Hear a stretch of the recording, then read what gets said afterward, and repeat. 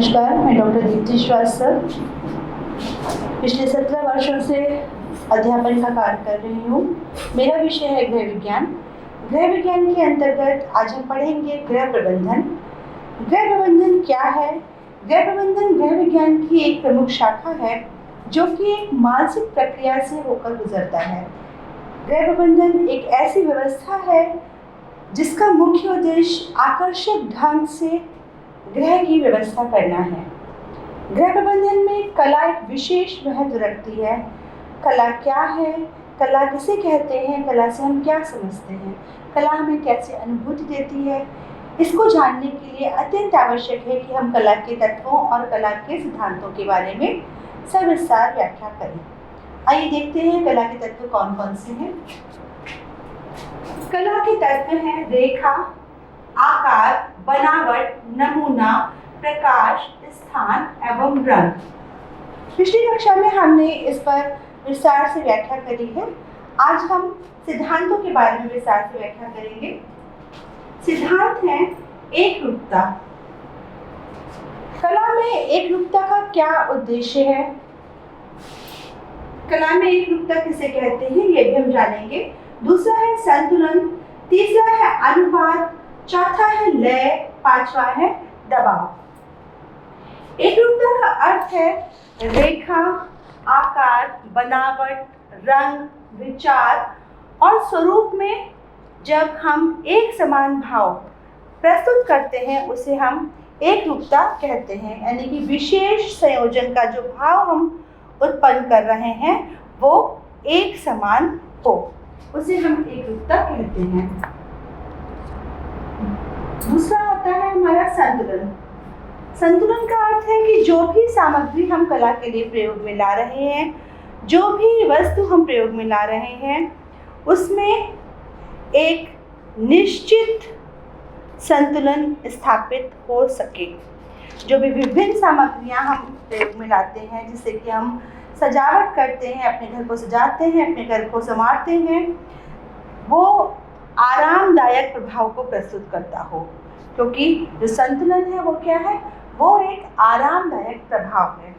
आरामदायक प्रभाव को प्रस्तुत करने के लिए आवश्यक है कि रंगों में संतुलन हो, जो नमूने या बनावट हमने प्रयोग में लाई है उसमें संतुलन हो, जो वस्तु हम सजावट के लिए प्रयोग में ला रहे हैं उसके भार में संतुलन हो, उस पर पड़ने वाले प्रकाश प्रभाव में संतुलन हो। इसी प्रकार से हम अलग अलग तरीके की सामग्रियों का संतुलन यहाँ पर ध्यान देते हैं। संतुलन कितने प्रकार का होता है? संतुलन 3 प्रकार का होता है। पहला होता है औपचारिक संतुलन, दूसरा अनौपचारिक संतुलन और तीसरा विकर्णीय संतुलन। औपचारिक संतुलन का अर्थ है कि जब हम कला की दृष्टि से किसी भी वस्तु को केंद्र के दोनों ओर समान भार प्रस्तुत करते हुए प्रदर्शित करते हैं, अथवा असमान आकार प्रकार की वस्तुएं भी यदि हम लें परंतु उनका भार समान हो, उसे हम औपचारिक संतुलन की श्रेणी में रखते हैं। दूसरा हमारा आता है अनौपचारिक संतुलन। अनौपचारिक संतुलन का मतलब है कि वस्तुएं असमान भार की तो है ही, साथ साथ वस्तुओं का प्रकार भी असमान है। जबकि अभी हमने क्या कहा था? हमने कहा था कि केंद्र के दोनों ओर समान भार की वस्तुएं हों, भार समान हो, और यदि वस्तुएं भी समान हो तो भी औपचारिक है, वस्तुएं असमान है मगर भार समान है तो भी औपचारिक है। परंतु वस्तुएं समान है या असमान है, भार समान है या असमान है, दोनों ही स्थितियां जो है वो अनौपचारिक संतुलन को प्रदर्शित करती हैं। तीसरी चीज आती है विकर्णीय संतुलन। विकर्णीय संतुलन का अर्थ है केंद्र पर जो भी वस्तु हमने रखी है उस केंद्र से संतुलित दूरी पर, यानी कि एक निश्चित दूरी पर समान मात्रा में फैलाव की स्थिति। जैसे सूर्य का प्रकाश, यदि सूर्य है तो सूर्य चारों तरफ समान मात्रा में प्रकाश का वितरण करता है। तीसरा आपका आता है अनुपात। अनुपात को हम किस प्रकार से समझ सकते हैं?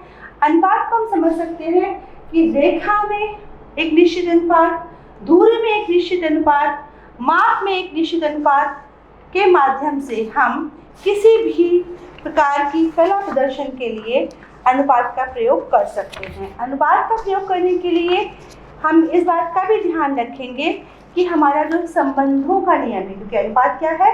अनुपात एक संबंधों का नियम है।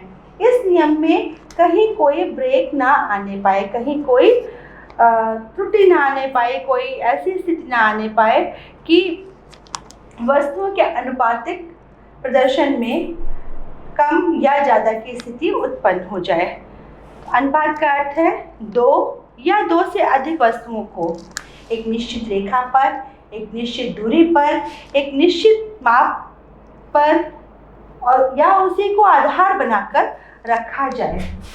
उदाहरण के लिए हम इसे समझ सकते हैं कि मान लीजिए ये है प्रदर्शन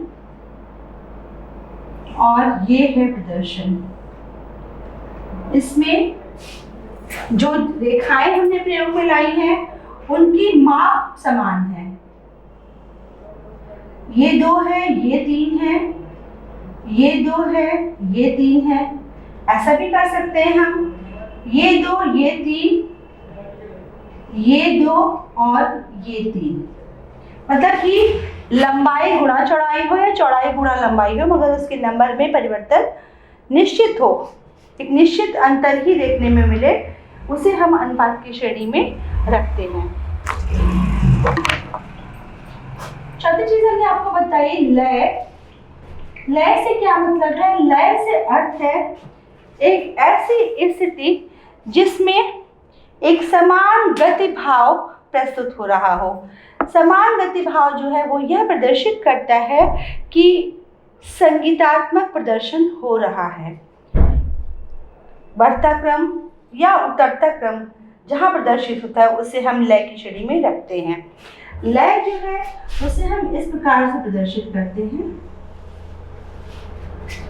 लय 2 प्रकार की होती है, एक होती है नियमित लय और एक होती है स्वच्छंद लय।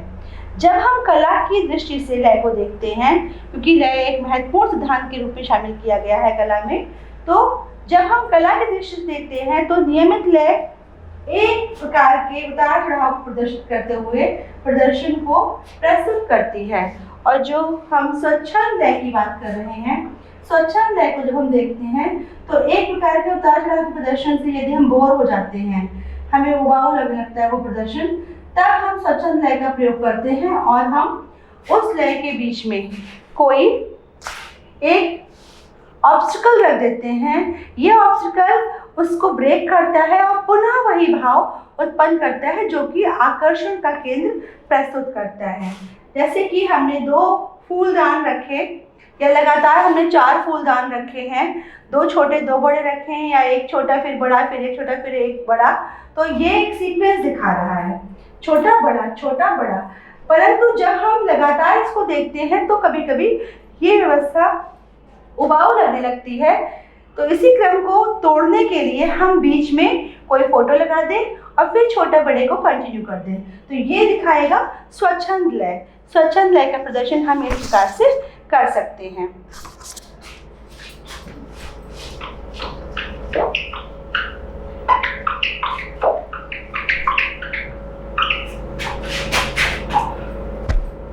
लय में एक और खास बात यह है कि जो भी लय के प्रकार हैं उन प्रकारों को हम किस तरह से प्रदर्शित करें।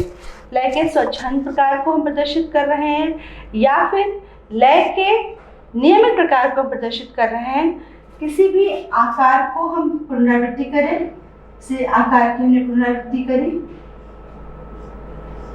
ये एक लय का भाव प्रस्तुत कर रहा है। हम इसमें उत्तरोत्तर वृद्धि करते जाएं, इसको और बड़ा कर दें, इसको उससे भी बड़ा कर दें, इसको उससे भी बड़ा कर दें, तो ये भी एक लय का भाव प्रस्तुत कर रहा है। अगर हम इन रेखाओं में कोई एक निश्चित दूरी कर दें, ये भी लय को प्रस्तुत कर रहा है।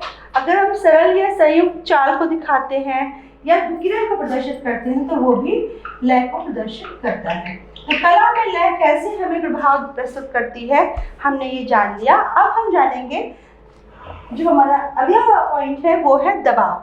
दबाव का कला के सिद्धांतों में क्या रोल है, क्या उसकी भूमिका है, दबाव क्या होता है? दबाव का अर्थ होता है किसी वस्तु पर बल देना। कला के माध्यम से हम किसी बिंदु पर, किसी वस्तु पर, किसी सज्जा पर, किसी विशेष व्यवस्था पर बल देने का प्रयास करते हैं। बल किस पर दिया जाए, कितना दिया जाए, कितनी दूरी पर दिया जाए, दबाव की स्थिति क्या होनी चाहिए, इसके लिए हमें किस वस्तु का चयन करना है, ये हमें कला के माध्यम से ही ज्ञात होता है। यदि हमें कला के तत्वों का, कला के सिद्धांतों का सही प्रकार से ज्ञान नहीं होगा तो हम ये नहीं ज्ञात कर सकते कि हमें कब, कहाँ पर कैसा बल देना है। उदाहरण के लिए, यदि हम कोई पेंटिंग बनाते हैं, कोई आर्ट तैयार करते हैं और उसमें हम पूरे पृष्ठभूमि को नीला कर दें और कहीं एक छोटा सा बिंदु लाल रंग का बना दें, तो क्या ये कला का अच्छा प्रदर्शन है? नहीं, ये कला का अच्छा प्रदर्शन भी नहीं है और ये दबाव को भी प्रस्तुत नहीं कर रहा है। लेकिन यदि यह बिंदु बड़ा हो, किसी एक निश्चित स्थान पर हो, पूरा फोकस हमारा उसी पर हो, पूरा केंद्र हमारा वही हो, ध्यान आकर्षण का जो केंद्र हो वही हो, तो ये दबाव को प्रस्तुत करता है। इसी क्रम में हम आगे बढ़ते हुए जब दबाव की स्थिति की बात करते हैं कि दबाव हमें किस पर देना है। मान लीजिए आपको सादी पृष्ठभूमि पर एक आकर्षक रंगों वाली व्यवस्था दिखानी है या आकर्षक रंगों वाली व्यवस्था पर एक सादी पृष्ठभूमि दिखानी है, तो ये कंट्रास्ट का जो कॉम्बिनेशन आप अपनाते हैं ये आपके दबाव को प्रस्तुत करता है। दबाव जो है वो हल्के, गहरे, चमकीले, सादे स्वरूप में भी प्रस्तुत किया जा सकता है। दबाव एक समान वस्तु में किसी अलग वस्तु के रूप में भी प्रस्तुत किया जा सकता है। छोटे बच्चों को जैसे किताबों में फूल बना के दिए जाते हैं और कहा 4 फूल एक समान, एक फूल असमान, ऑड वन आउट वाला जो गेम बच्चे खेलते हैं वो भी कहीं ना कहीं आपके बल से ही संबंधित है। लेकिन कला की दृष्टि से जब हम बल की बात करेंगे तो रेखा में, आकार में, अनुपात में, बनावट में, संतुलन में हम बल का विशेष ध्यान देंगे। बल हमें कहाँ पर देना है, किस पर देना है, किस प्रकार से देना है, यहाँ पर हम इस पर विशेष ध्यान देते हैं। अब बात आती है कला के जो सिद्धांत हैं, उन सिद्धांतों को कैसे हम विस्तारपूर्वक समझेंगे। तो हमने आपको बताया था रेखा, आकार, बनावट, नमूना, प्रकाश, स्थान एवं रंग। तो आज हम लोग डिस्कस करेंगे रंग। रंग क्या है, रंग को हम कैसे समझ सकते हैं, रंग का हमारे जीवन में क्या महत्व है, आज हम रंग के बारे में विस्तार पूर्वक जानेंगे। रंग क्या है? रंग एक ईश्वर के द्वारा दी गई एक अमूल्य निधि है जिसका कि हम अपने जीवन में विभिन्न प्रकार से प्रयोग करते हैं। रंगों के बिना हमारा जो जीवन है वो अधूरा है। रंगों के आधार पर ही हम समझ सकते हैं कि कोई वस्तु कितनी सुंदर है, कितनी आकर्षक है। रंगों के द्वारा ही हम विभिन्नता को प्राप्त करते हैं। रंग जो है वो हमारे संवेदनात्मक प्रदर्शन में भी सहयोग करते हैं। रंग हर स्वरूप में, हर प्रकार में हमें सहयोग भी करते हैं। रंगों के आधार पर हम चीज़ों को अलग अलग आइडेंटिफाई कर सकते हैं। रंगों के आधार पर हम अच्छे बुरे व्यक्तित्व का प्रदर्शन कर सकते हैं। रंगों के आधार पर हम अपने स्वभाव या अपने संवेदनात्मक गुणों का प्रदर्शन कर सकते हैं। रंग एक अभिव्यक्ति प्रदान करने वाला तत्व है। रंग विविधता उत्पन्न करने वाला तत्व है। रंग सुंदरता प्रदान करने वाला तत्व है। रंग के आधार पर हम स्थान, आकार का आभास प्रस्तुत कर सकते हैं कि वो स्थान कम है या अथवा ज़्यादा है। रंगों के आधार पर हम किसी स्थान की दूरी कम अथवा अधिक भी कर सकते हैं। रंगों का प्रयोग करके हम स्नायु संस्थान से संबंधित रोग यानी कि मानसिक रोगियों को भी सही करने का प्रयोग कर सकते हैं। साथ ही साथ रंगों के माध्यम से हम स्मृति, जो हमारा स्मरण शक्ति है, स्मृति भाव को भी बढ़ाने में प्रयोग कर सकते हैं। रंग एक ऐसी चीज़ है, एक ऐसी वस्तु है, एक ऐसा पदार्थ है जिसे हम लंबे समय तक ध्यान में रख सकते हैं। कई बार होता है हम बहुत सारी चीज़ें रास्ते में चलते हुए देखते हैं, परंतु उन चीज़ों की पूरी जानकारी हमें प्राप्त नहीं हो पाती है। लेकिन यदि वो चीज़ किसी विशेष रंग की होती है तो उसका रंग हमारे मानसिक पटल पर काफ़ी लंबे समय तक छाया रहता है और अपने प्रभाव को प्रदर्शित करता है। तो रंग क्या है ये तो हमने जाना। रंग वास्तविक रूप से प्रकाश की एक लहर है। अभी हम लोगों ने जो कि प्रकाश को नहीं पढ़ा है तो प्रकाश पर हम बहुत फोकस नहीं करेंगे, मगर प्रकाश चूंकि इससे संबंधित है तो थोड़ा सा उसके बारे में जानना आवश्यक है। प्रकाश जो है वो एक लहर के रूप में हमें प्राप्त होता है और प्रकाश जिस वस्तु पर पड़ता है वो वस्तु उससे रिफ्लेक्ट होने की स्थिति में ही हमें दिखाई पड़ती है। यदि कहीं पर प्रकाश का अभाव होता है तो वो वस्तु हमें ठीक से दिखाई नहीं पड़ती है। तो रंग कैसे उस वस्तु पर अपना प्रदर्शन, अपनी छाप छोड़ेगा, यहाँ हम लोग ये जानेंगे। हमने आपको भी बताया कि प्रकाश की ही एक लहर के रूप में हम रंग को जानते हैं। प्रकाश की जो लहरें होती हैं वो हम विबग्योर के रूप में VIBGYOR के रूप में समझ सकते हैं। ये सबसे छोटी प्रकाश लहर होती है और ये सबसे लंबी प्रकाश लहर होती है। जिस मात्रा में प्रकाश के लहर वस्तु पर पड़ती है उसी मात्रा में वो वस्तु अपने रंग का प्रदर्शन करती है। यदि हम इन सभी रंगों को आपस में मिला दें और जिस वस्तु पर इसको रंगा जाए उस वस्तु को गोल घुमा दें तो हमें वो वस्तु सफ़ेद रंग की प्रदर्शित होगी, उसका कोई भी रंग हम समझ नहीं पाएंगे। तो प्रकाश लहर हमने आपको बताया सबसे छोटी प्रकाश लहर होती है वॉयलेट कलर की और सबसे बड़ी प्रकाश लहर होती है रेड कलर की। इसीलिए जो एरोड्रोम वगैरह हैं वहाँ पर लाल रंग की प्रकाश व्यवस्था होती है ताकि हवाई जहाज में बैठा पायलट जो है वो दूर से ही उस इंडिकेशन को देख ले, उस मार्ग को समझ ले और अपने सिग्नल का पता प्राप्त कर ले। इसीलिए लाल रंग को ही खतरे के लिए भी प्रयोग में लाया जाता है ताकि दूर से आप उस लाल रंग को आइडेंटिफाई कर लें, क्योंकि प्रकाश लहर सबसे लंबी जो है वो लाल रंग की है। परंतु प्रभाव जो है वो हल्का और गहरा प्रस्तुत करते हैं।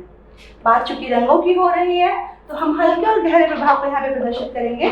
जो हल्का प्रभाव होता है वो लाल रंग का होता है, जो गहरा प्रभाव होता है वो बैंगनी रंग का होता है। यदि आप किस गर्मी के दिनों में लाल रंग का वस्त्र धारण करते हैं तो आंखों में भले ही वो चुभता हो मगर सबसे कम प्रकाश या सॉरी कहना चाहिए कि सबसे कम गर्मी का अनुभव आपको लाल रंग में होगा। लेकिन यदि आपने बैंगनी या काले वस्त्रों का प्रयोग किया हुआ है और प्रकाश आप पर पड़ रहा है, गर्मी के दिनों में काले या बैंगनी रंगों का प्रयोग कर रहे हैं तो सबसे ज़्यादा गर्मी आपको इन गहरे रंग के वस्त्रों में लगेगी। एक और खास बात यह कि सबसे अधिक रिफ्लेक्शन भी रेड कलर का होता है और सबसे कम रिफ्लेक्शन वॉयलेट कलर का होता है, क्योंकि यहाँ पर जाकर आपकी प्रकाश लहर जो है अवशोषित हो जाती है और यहाँ पर प्रकाश लहर जो है वो पार करके आगे बढ़ जाती है। तो ये क्या है आपका वॉयलेट, इंडिगो, बी से blue, green, yellow, orange and red. यदि हम इस ओर जाते हैं तो प्रकाश लहर जो है लंबी होती जाती है, यदि हम इस ओर आते हैं तो प्रकाश लहर गहरी होती जाती है और छोटी होती जाती है। इसे हम इंफ्रारेड और अल्ट्रा वॉयलेट के रूप में जानते हैं। ये नाम प्रयोग में लाए जाते हैं कि ये अल्ट्रा वॉयलेट रेजेस हैं और ये जो है इंफ्रारेड रेजेस हैं। अल्ट्रा वॉयलेट और इंफ्रारेड रेजेस को हम अलग अलग आवश्यकता पड़ने पर अलग अलग स्वरूप में प्रयोग में लाते हैं। ये जो रेजेस हैं इन्हें हम रंगों के आधार पर जब समझने का प्रयास करते हैं, रंगों के माध्यम से समझने का प्रयास करते हैं तो उसको जानने के लिए आवश्यक है सबसे पहले हम रंगों के सिद्धांत को जानें। इस तरह भी हम आप में वापस आएंगे। तो रंगों के कुछ सिद्धांत हैं। रंग कौन से हैं? जैसे ही हम रंगों की बात करते हैं तो आपके दिमाग में लाल, नीले, पीले, हरे, गुलाबी बहुत सारे रंग आ जाते हैं, मगर इन रंगों का एक स्वरूप है, इनका एक प्रिंसिपल है, इनकी एक व्यवस्था है। आज हम उसको जानेंगे। रंगों के सिद्धांत कौन कौन से हैं? रंगों के कुछ सिद्धांत जो है वो सामान्यतः देखने को मिलते हैं। पहला सिद्धांत है रंगों का रासायनिक सिद्धांत या रंगीय सिद्धांत। इसे हम पिगमेंट थ्योरी ऑफ कलर के रूप में जानते हैं। पिगमेंट थ्योरी ऑफ कलर में 3 रंगों की व्यवस्था है और उसी के आधार पर व्यवस्था आगे के रंगों का प्रदर्शन करती है। वो 3 रंग कौन कौन से, इसको आप ऐसे समझ सकते हैं कि 3 प्राथमिक रंग होते हैं। कितने प्राथमिक रंग होते हैं? 3।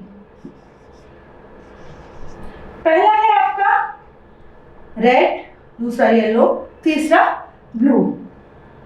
जब पहला और दूसरा यानी कि जब दो प्राथमिक रंगों का संयोजन होता है तब एक सेकेंडरी कलर का निर्माण होता है, यानी कि R और Y मिलेगा तो यहाँ पर O बनेगा।